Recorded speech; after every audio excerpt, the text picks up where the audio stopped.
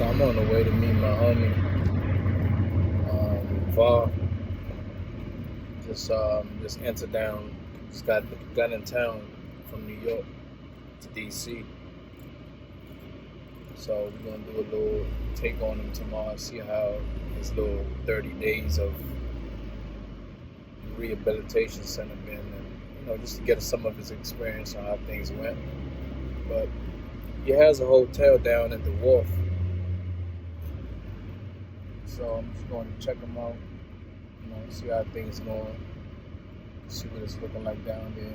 Thought it'd be a great idea to, get him a hotel down there. Courtesy of sober for a reason. So once I get there, then I'll give a little bit more footage. Right now I'm in DC. See if I can turn the camera on.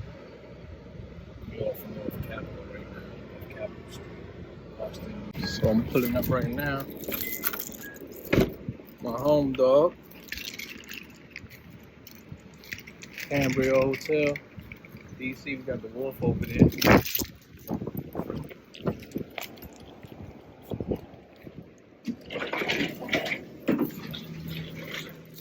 What's up, dog? Yeah, catch my dog with a carrot. Yes, sir. What's up? Yeah. We in here now. All the way from New York City. All the way coming from New York City. What part of New York you from? From Brooklyn, New York. Brooklyn? Yeah, East Flatbush. Flatbush, Flatbush, okay. Yeah. What about Nostrand Ave? What you know about that? And they rock, man, Yeah. That's what the family standing for. Yeah. Church Avenue, all that. Yeah, that's what's up, man. So, well, how do you hear about Sober for a Reason?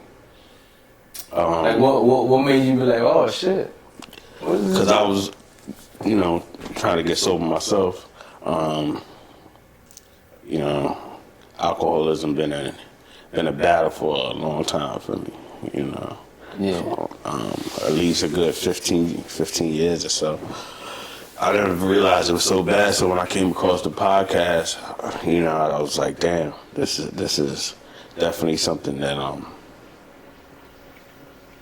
like. You know what I mean? Like the sober lifestyle, is somewhere that I've been trying to get to for a minute. But it's a battle. You know what I'm saying? Yeah. Well, what are some of the challenges that you've been facing, I guess recently within the past year and stuff like that, though? Before we go back and figure out and talk about what got you here, Just the challenges of substance abuse, depending on a coping mechanism instead of facing the reality of your issues. Depending on a chemical to make you feel better, or me depending on a chemical to make me feel better. That's one of the. That's something that I wish I never would have picked up. I never would have thought that I was gonna have an issue. Yeah. But when you say feel better, you mean feel better from whatever situation you probably was dealing with, or just because there's two different types of feel better. People you might start off just doing it just to feel better, just like an everyday thing where you just have fun. You know what I'm saying? But was it something that you might have been dealing with Okay, so in the beginning, of course, it's a party thing. You know what I'm saying? You going out having fun. You drinking. So, but then it got to a point where you're suppressing feelings. So. You got Fiji water. Pretty soon we gonna have it's called Esquire. So for a reason. Pretty soon we gonna have shout out to my brother right there, Black Esco, grabbed the water. Appreciate that. So yeah, man. So tell me a little bit, going back far, how far from what you can remember as when you started drinking. For me, I started off, I remember when this was Guyana, I started off young. Your mom might have passed you a beer, just on some fun, just let the kid try, but never really, think much of it and stuff like that, but it goes far back. You know what I'm saying? So how far back did it go with you and stuff? Probably high school. I mean, but that was, yeah, definitely high school. Maybe around like 16, 17. Yeah. But then I wasn't drinking for a while. You know, I was on my roster thing, so. Rasta man. Yeah, I was smoking bud. Oh yeah. But then. Ganja. Yeah. But then somewhere around. Like 19. Somewhere around 19, I started drinking a little heavy. Not really heavy, no, because I was only drinking like beers at that time. But then in my 20s is when it got real. Yeah. Yeah. So. But you say still in the 20s. Yeah, fun, man. Yeah. You know what I'm saying. So that was like the college era. So it wasn't really much. Yeah. I didn't think much of it. Right. It wasn't like you didn't consider it as a problem back then because it was just fun. Right. Just coming up. Yeah. Young. You know what I'm saying? Mm-hmm. What about like did any of your family have any substance abuse that you know what I'm saying, like father or moms or anything like that? My mom, no. My dad, yeah, he's a drinker. He's a drinker from what I know. But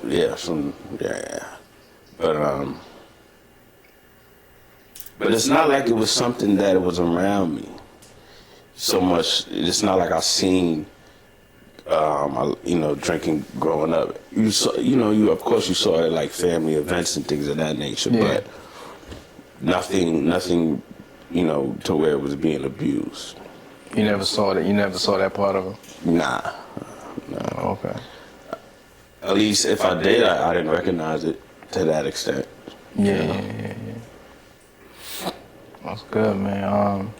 So like within the last, like when do you remember like started becoming a problem? And did you have, but we'll touch on that first. Like when did you notice it start becoming a problem or something like that to where like you kind of dependent on it, like, So within my mid-20s, it was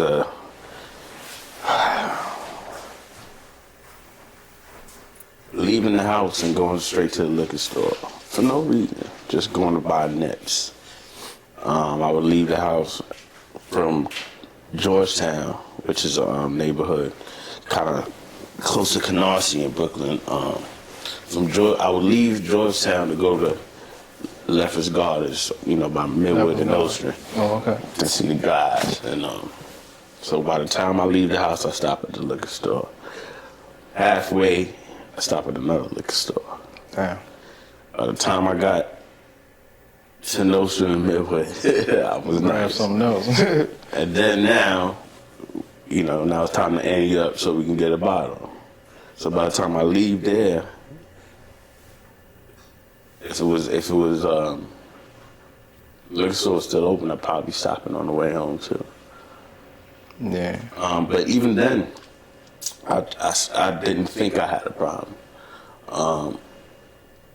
Something led you to like as far as when you start getting in trouble.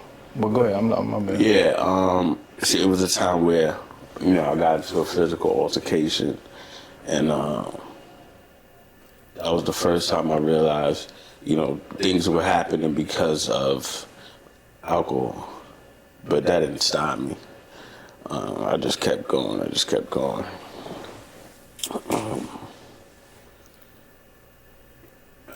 And then it got to a point where most of my money was going to alcohol.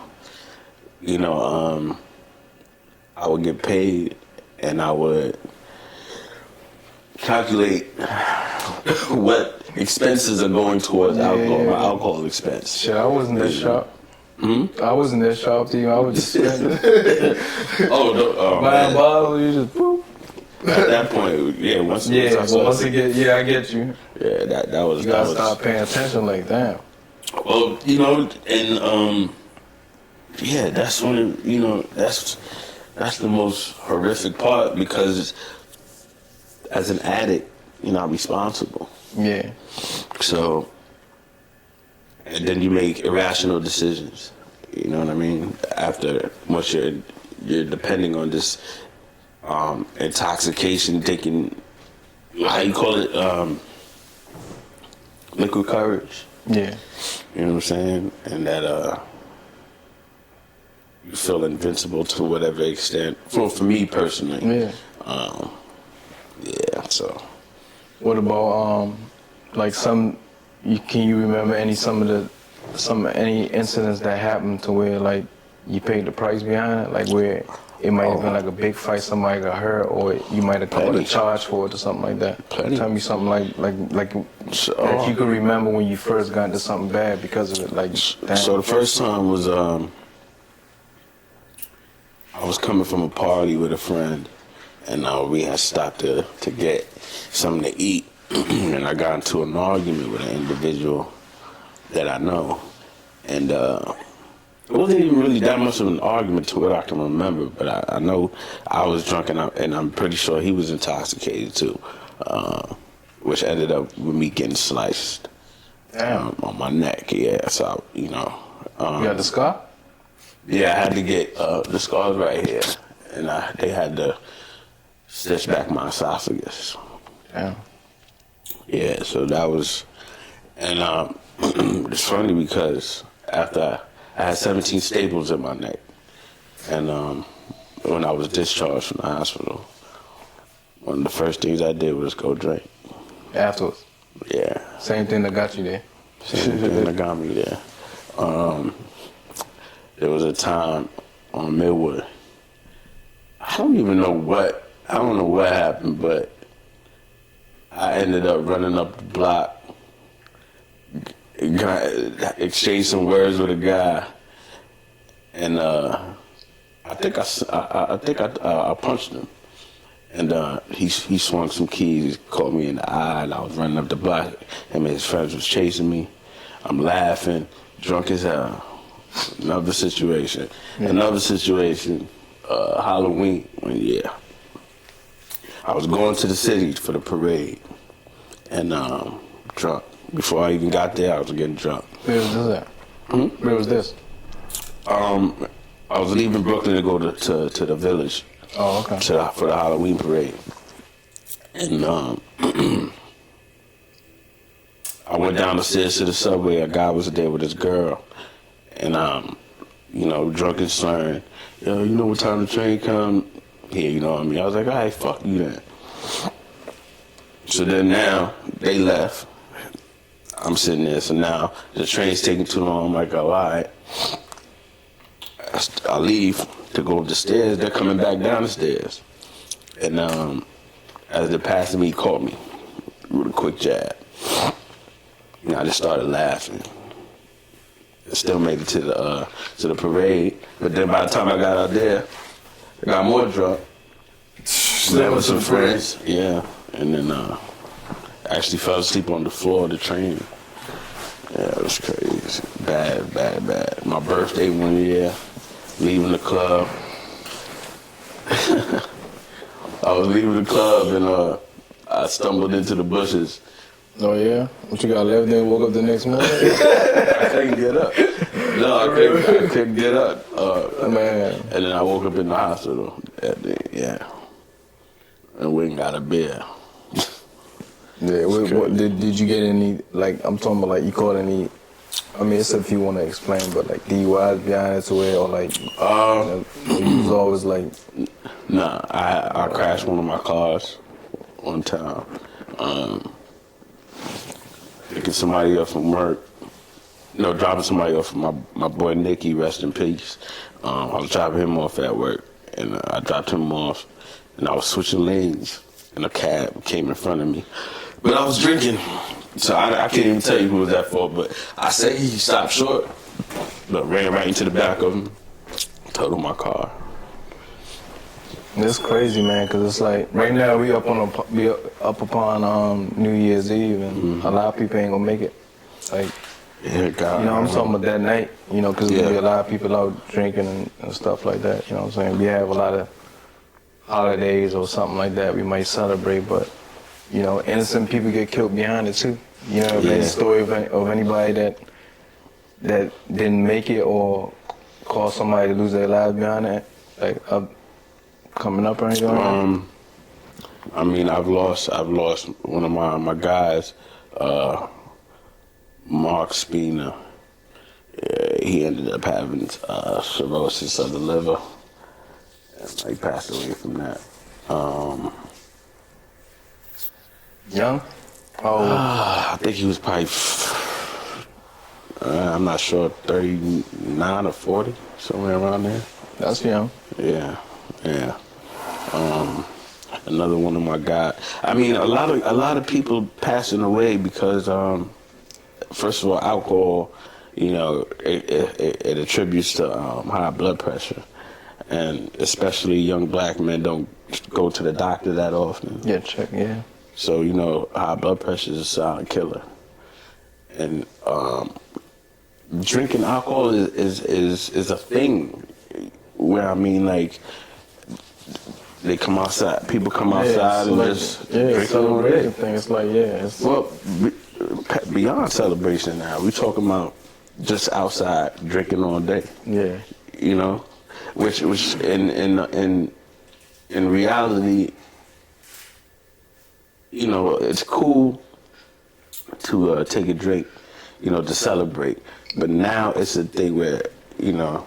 But that's the bad part though. Like the part about like how it's probably supposed to be used as just a celebration. Like when it becomes a bad habit, like what the hell are you celebrating every day now?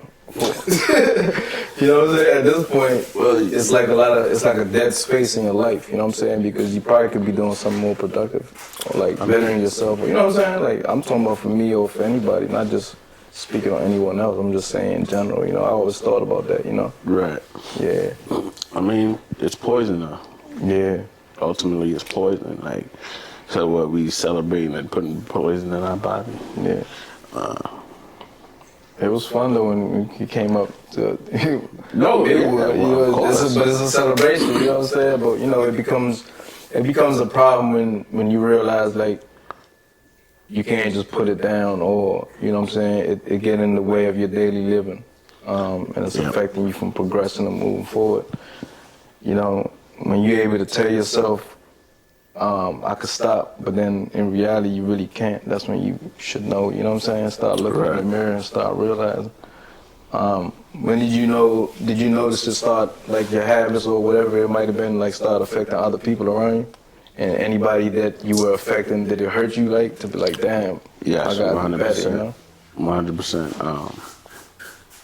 You know, I was having a lot of issues with my relationship at one point. You know, that I made one of my exes cry, not intentionally, and you know, it was just how I was acting, and that really broke my heart. It really wasn't you, like it was Not a at different all. character. Yeah, my family, my mother, brother, sister, like everybody was affected at some point where. And it's funny because alcohol, there's a false sense of reality, and you know, we can play victim or get emotional, be angry, and misconstruing things that, you know, just because your mind is altered. You know what I mean? And that's, you know, that belligerence turns into ignorance. Ultimately, you know, it's such a, now that I look back, it becomes such a dark place. And then you feel like everybody's against you when they're telling you to do the right thing. And it was out of love though, you know what I'm saying? Right. But then, you know, it's like, try to justify it and say, oh, well, that's just not me. Well, you before the alcohol, but now you're not real. Well, I wasn't realizing that there was some type of dependency, and I was suppressing a lot of feelings, and there was no emotional regulation. So I was dependent on the alcohol to make myself feel better for anything negative, that whatever intrusive thoughts I was dealing with. So yeah, my family suffered a lot. because of my behavior, on the alcohol, cursing people out for no reason. When I get to a certain level, I mean, of course, you can begin happy and turned up, so to speak, but then sometimes a switch might flick, and then you're angry for something that you might have put away when you were sober. Now you have this courage because you're under the influence, and now you're gonna speak your mind in a dirty way. Yeah. Saying regretful things sometimes. Absolutely. I've never really liked that saying. Was it? You don't really regret. No. A drunk man's words Speak his word. speaks But his sometimes, truth. I agree with it, because sometimes you're not really meaning what you're saying. Right. That what you mean? Yeah. That's true. It's They say when you drunk, a drunk person speak the truth or something. I know what you mean, but it's not true. 'Cause sometimes you turn into a totally different person. right. Absolutely. So I'm gonna say this then, because this is a good platform too, where we speak and make things aware for other people, right? Mm-hmm. So this is also an opportunity, because I know, I'm not sure, but all the 10 steps and stuff like that to recovery. 12. 12 See, steps, yeah. I'm bad. But one of them isn't one of them apologize to all the people that you affected. Well, I'm still fairly new to the 12 steps, but this is your time. That's what I'm saying. That's why I'm giving it to you right now, and you got the floor to say, like, is there anybody? Because people hopefully will see this. Yeah. Is there anybody that you would like to apologize here? You know what I'm saying? Like, I mean, like that you've caused whatever. You know what I'm saying? Definitely my mother, my brother, my sister, my close friends. I also, like, I think it's affected so many people in my life. We be here all day. Yeah, you can't remember, but I can't remember all the times neither. Yeah. But it's good. I mean, to have just whatever comes to your head. Yeah. I should apologize. I gotta forgive myself. Yeah. Because with this comes a lot of shame and guilt. Yeah. And and that's one thing that especially going through the rehab program, that I realized, I was resentment. I had a lot of resentment in my heart, and I had no choice but to sit and face my feelings with a sober mind. And did y'all talk about that when you we gonna get to that part? Yeah, we getting there. Yeah, that's fine. Yeah, but you have to. Well, I had to actually sit in my shit. Yeah. So when did it become to a point where you noticed it started affecting you enough to where, hey, something got to change, or where I need to reach out and get some type of help? Or the most recent, was it a rock bottom part? Did you hit any rock bottoms where, and then you relapsed and you hit a rock bottom again? Like, where? Let's get to that point where you got there to where you realized, like, shoot, I got to do something about this. Well, you don't like how you were looking, like, you know how you're supposed to be, but you don't like this part of you now, and you want to get back to that, So there was, I fell on my face. Let me rephrase that. I fell on my back. Like literally? No. Well, that happened too. Yes. Oh. Yes. Well, I got karate kicked by the Chinese man. The Chinese man? Yeah. 'Cause one night I walked in the store drunk, and I went to steal something. I don't know what it was. I'm not even a thief. You know what I mean? But for whatever reason, at that time, I felt like I was drunk and felt like I probably didn't have any money or something. But when I walked out of the store, he walked chased me down the block and kicked me in my back and scratched up my face on the concrete really bad. But it's horrible. So when everything started kind of spiraling down, and it just kept happening, and I still wasn't seeing that alcohol was the issue, especially when you sneaking off to your lunch break to have a drink, and and you think nobody smells it. Yeah. You know? That's the bad part. You really think nobody, because your mind's so cloudy, you're not even thinking about that part. Man, brain fog is a bitch. Yeah. Especially, you know, but it really, really, really. So I had pancreatitis the first time in May of this year, of 2024. So you would think, I mean, I knew it was a wake-up call, and I stopped. And I got on a shot called Vivitrol. So I was good on the shot for about 3 months, but I was, I think I was, well, I know I was getting, it was supposed to go in your glute, but I was getting it in my arm. So the cravings wasn't there. That's what it's initially for. Right. It blocks the neurotransmitters from, it's really for alcohol, but mostly for opiates. So that dopamine doesn't go to your neurotransmitters. Right. But I think being that I was getting it in my arm, I was still able to feel some effects of the alcohol. So, but nevertheless, because I only had 2 doses of the shot. And so the first time, pancreatitis is extremely harmful. Yeah, I mean, extremely painful, yeah. The second time I got it, I was on a binge drinking really bad. And I was depressed. What type of pain though? For those who don't know, like what type of like? Is it like a sharp pain? Is it like a? Man, it's unbearable. It's an unbearable pain. More in your stomach area, like in your abdomen to your back. It's extremely painful to the point where you have to have morphine. They got to give you morphine to take the pain. I was on morphine and I think 500 milligrams of Tylenol, something like that. I mean, not at the same time, but right. You could barely walk. So it got to the point where there was so much fluid buildup that my scrotum was filled with fluid. Was this your first time it happening? What, to that extent? No, I'm saying like you talking about gradually going, like the first time that happened, where you noticed you had that problem, you had to be admitted to the hospital. So the first time in May, the second time was 6 months later. Oh, okay. Which was recently in November. Okay.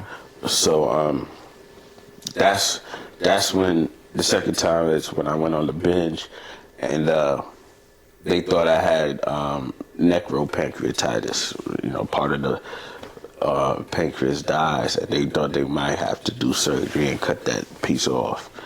Because you can't live without your pancreas. So I was ultimately playing with death. So I was in the hospital for 6 days. Came out of the hospital. By the second day, I was drinking again. Damn. I mean, I was walking to the liquor store, saying I don't want to drink, but my legs wouldn't stop going. So at that point, I knew I had an issue, and I needed help. It's just God works in mysterious ways. A week prior, I was at my job, and I was sitting down eating tacos and having a drink on my lunch break. And a friend of mine who was at the rehab, I had got a phone call, and so I had got the address for his program to send him cigarettes. Ironically, a week later is when I ended up in the hospital. I was drinking from that Wednesday into that Thursday is when I had the crisis, and I had to call the EMS. You was at work? No. Oh, I was home. Oh, home now. Okay. Yeah, and I had to call EMS, and so 2 days after I came out of the hospital, like I said, I went back to drink, and I was sitting there thinking, like, you know what? I was going through my phone, and I seen the same address. So I gave him a call, the program, Cornerstone of Rhinebeck, and they were like, yo, do you want to come now? You need a ride? We'll send a driver for you. Oh, really?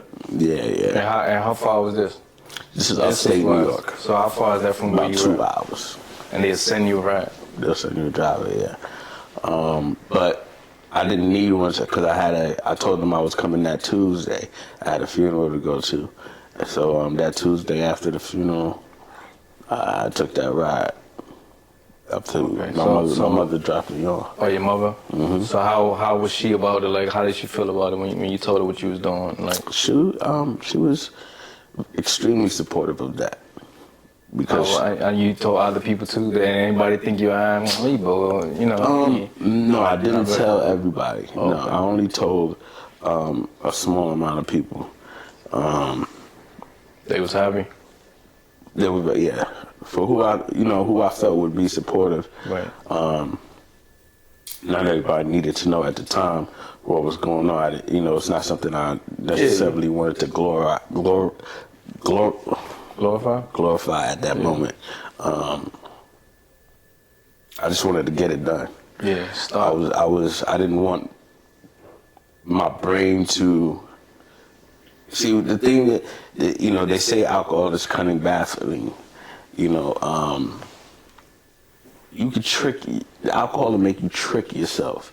So part of me, like I said, I went to a funeral, so most funerals have the repast. The repast. Right. Of course, there's alcohol at the repast. Plenty. So part of me was like, I could just go to the repast and then go tomorrow. Yeah. You know what I mean? My mother was like, no, we're going straight. Going straight there. We're going straight there, and I'm grateful for that. So you went to the funeral, but didn't go to repast. Correct. Yeah. Oh, okay. Straight there. Boom. Straight there after. That was up. Yeah. What time y'all push out? I think it was maybe around 2 o'clock. Maybe 2, yeah. And I got there around 4 or 5 o'clock that evening. Okay. And I had gave you a call actually when I got there. Yeah. Because I was excited to get sober. Yeah. And what was your reason? Because it's sober for a reason, so we got to okay. What was your main reason? Like, save my life. Save your life. Good. Yeah, to save my life. Love yourself. Yeah. I went out there, and well, go ahead. It's a scary place mentally, yeah. So being there, and I was able to get the information.